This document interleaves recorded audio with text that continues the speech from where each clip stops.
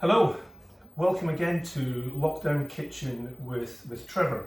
Can't believe it's a week that's gone by already. As you can see, coffee or cup of tea in hand, or drink, or whatever your tipple is. Today we're going to do a recipe by the wonderful Nadiya Hussain. And today's recipe is called One Tray Peanut Chicken. So if anybody has any allergies to peanuts, obviously this recipe is probably not for you. You could probably take the peanuts out and it would taste just as good. But peanuts is one of the key ingredients to the recipe. This recipe does say to make your own peanut butter. I tried this the first time I cooked this recipe and it wasn't very successful. So I have decided to use shop-bought peanut butter, crunchy style, just as good as making it yourself.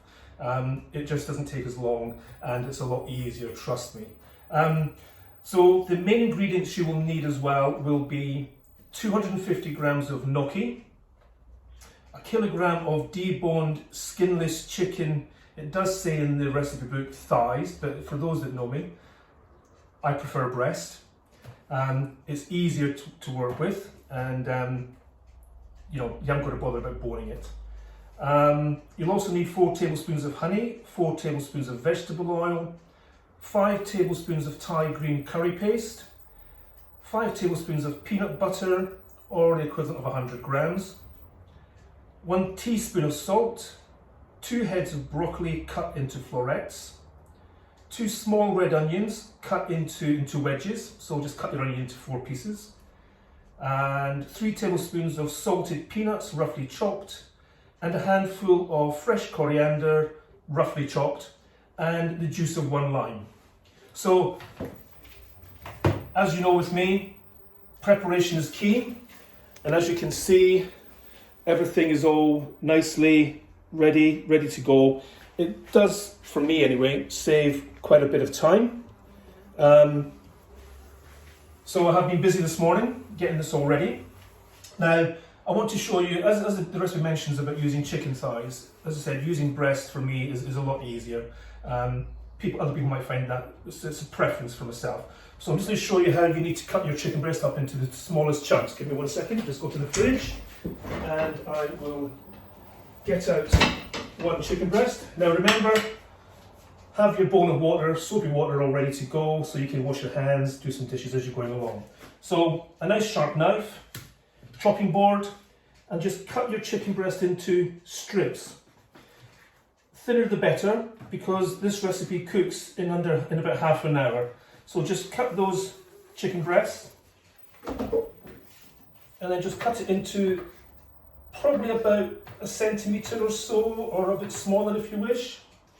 Pop that into your bowl, and again, this won't take too long, a couple of seconds, almost there. My cat William goes absolutely mad for fresh chicken. Now he can smell this from about a mile away, and no doubt he will be running in any time now, screaming for some chicken, but he's already had some this morning. Okay, there we go. Pop that into the bowl, give your hands a wash.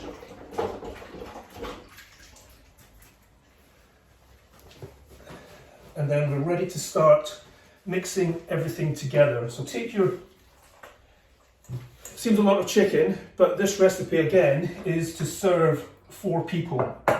So into the bowl you're going to add the honey. So just pour that honey in, get every last bit of it in. I use just a squeezy honey out of one of the squeezy bottles. Again, shop bought honey is fine. Not that you would, if you make your own honey, even better, perfect. But again, for ease, just buy it from the shop. In goes the peanut butter. Gosh, the problem with me with peanut butter is I have a spoon, a jar of peanut butter, and yeah, it just gets eaten. In goes the Thai green curry paste. This is amazing stuff. And then in with the salt. Now, mix this all together, and again, you know me, the best way to mix it is to use your your fingers. Or your hands even, I should say. So into the bowl and just get right in there. Again, it just takes, it's all a bit moist to say the least. Get it all mixed together. Make sure you've got all your ingredients well and truly coated into the chicken. Some beautiful flavours in there. Give it a good old mix around. Whoops, whoops, whoops. Probably wise to wear an apron at this point, because I mean you might get a few splashes. My God, that noise. So yes, and then obviously get most of it off your fingers, and then again just wash your hands.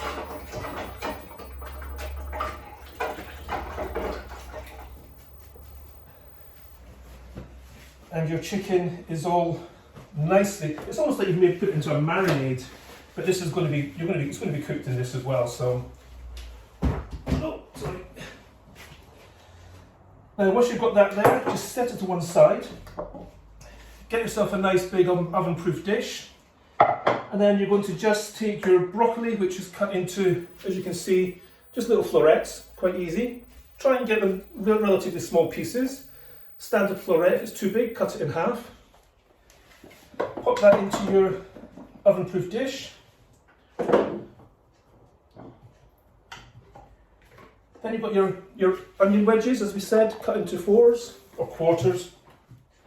Place them into your dish.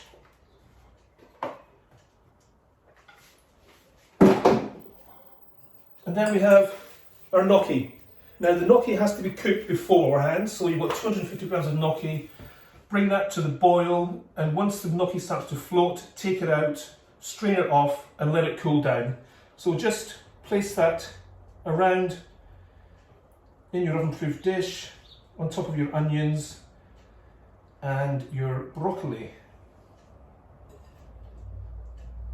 Gnocchi is amazing, by the way. It's really tasty. It takes on all the flavours of this lovely sauce mixture. Again, give your hands a quick wash, of course. Again, I'll reiterate again, preparation is key. I mean, I know this has taken probably five minutes to pull together. Preparing it all beforehand, if you're in a rush, is probably not going to work. It takes a good 45 minutes to put all this together, in my view anyway. It may take other people less, but hey. So, you've got something that will look roughly like that. It doesn't matter how it looks, but I like to show you some pictures. Then we're going to take our lovely chicken in all those lovely flavours, and we're going to just spoon it out and just literally ladle it across the top of your broccoli, your gnocchi and your onions. Just, again, just to cover it over a bit. Now you might think this seems a little bit dry. I did the first time I cooked this, but oh, believe me, it's so succulent, lovely. All the juices from the chicken come out, and the sauces and the oil and the honey just coats everything and gives it that beautiful, beautiful flavour. Okay, pile of dishes there. So now we're kind of looking like that. That's how I would put it into the oven to start with. Oh, and I forgot to say at the beginning of this, probably a bit late, make sure you switch your oven on, 180 degrees Celsius. And we're going to pop that in the oven for a good half an hour. And halfway through, you're going to, oops, a little slip of coffee, forgot about the coffee. Halfway through, you're going to have to mix it. Just mix it all in, just to get all those flavours talking to each other, and just to keep an eye on it. Now, what you want is to have this lovely piping hot, have it bubbling, so you can see all those bubbles around the side.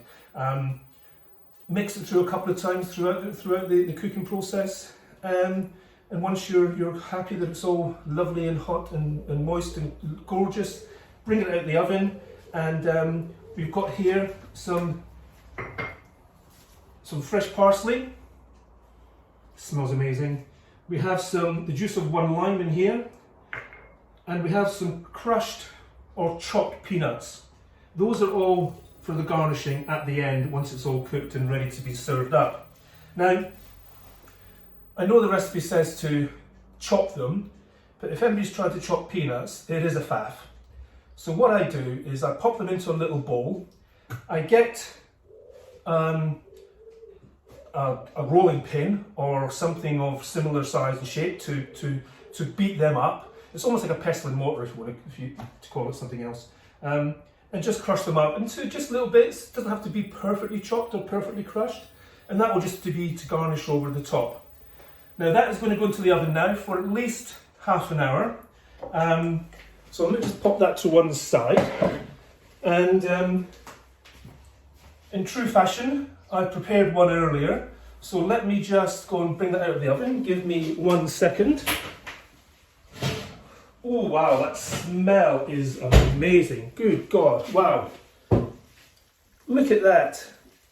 Now, I don't know if you can see, but it's all gorgeous. And I'll just bring this over to show you what to expect. Look at that. Absolutely amazing. The smell is delicious. And it was one of those dishes that, oops, I just turn that around. One of those dishes that I would say on a rainy, sunny afternoon, sitting down, putting a good film on, glass of wine, or a glass of lemonade, or whatever you fancy. With just sitting there, it's lovely, lovely comfort food. I hope you enjoy. I certainly do. And that's our lockdown kitchen for this week. Any questions? Just send me a note, put a comment on, and we'll reply to you. I look forward to cooking something for you next week. Have a good week, everybody, and you will get through this. Remember, stay safe, look after each other, and talk to one another. It is crucial that we all talk to each other throughout this whole lockdown situation. People may be struggling, but please know that people are there to help you. And if you want some support or need any support, my door's open. Please, just call. Take care, have a good week. Nice to see you all. Bye-bye.